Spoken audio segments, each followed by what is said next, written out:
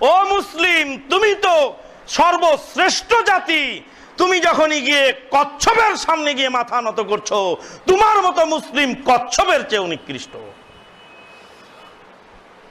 মানুষ কে করছে এগুলি? তেজারত তো তারা করছে যারা এগুলি নিয়ে বসে আছে। গোলাপ শাহের মাজারে একজন লোক সিন্নি দিল, টাকা দিল। তো রিক্সায় বসেছিলেন আমাদের রবি ভাই, বলেন যে টাকা কই দিলি রে? কম ভিতরে ফেলে দিস। ভিতরে ফেলে দিলি মানে? ভিতরে কেন? কই ওটা আল্লাহর ওলির মাজারে দিলাম। বলে না, তোর হয়নি টাকা। ও টাকা ওই খাদেমের হাতে চাবি আছে, খুলে বাইর করে খেয়ে ফেলবে। তোর কি করতে হবে? তুই সকালে এসে দাঁড়ায় থাকবি এখানে। গোলাপ শাহ রহমাতুল্লাহ আলাইহে কবর থেকে উঠে দেখবি কোন হোটেলে নাস্তা খেতে ঢোকে।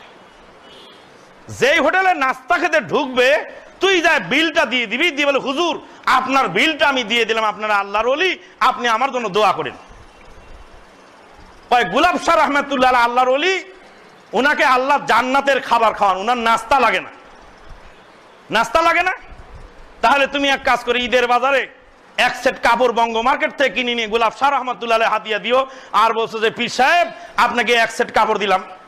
বলে উনি আল্লাহর ওলি, আল্লাহ ওনাকে জান্নাতের পোশাক দিয়েছে। তাহলে গোলাপ শাহ রহমাতুল্লাহ আলাইকে একটা টেবিল ফ্যান কিনে এনে দিও, দিয়ে বলো হুজুর আপনি আল্লাহর ওলি, এই ফ্যানে বাতাস খেন। না, ওনাকে জান্নাতের বাতাস দেওয়া হয়। তো আল্লাহর ওলির নাস্তা লাগে না, কাপড় লাগে না। আল্লাহর ওলিকে আল্লাহ জান্নাতের পোশাক দিয়ে থাকেন, জান্নাতের খাবার দিয়ে থাকেন, জান্নাতের বাতাস দিয়ে থাকেন। তো পয়সাটা তুই কারে দিলি? পয়সা তো ওই লোককে দরকার যেই অভাগা বিধবা মহিলা, পরনের বস্ত্র ছিঁড়ে গেছে, তাকে তো পয়সা দেওয়া দরকার। ওই এতিমকে তো পয়সা দেওয়া দরকার। যে এতিমের খাবার জোটে নাই, আহার্য জোটে নাই, এতিম কাঁদছে।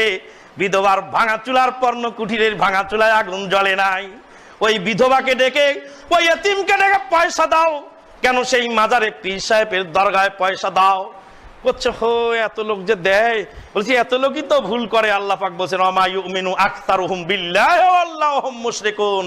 অধিকাংশ লোক ঈমান আনা সত্ত্বেও শিরকের সাথে জড়িত। কেউ বুঝে করে আর কেউ না বুঝে করে।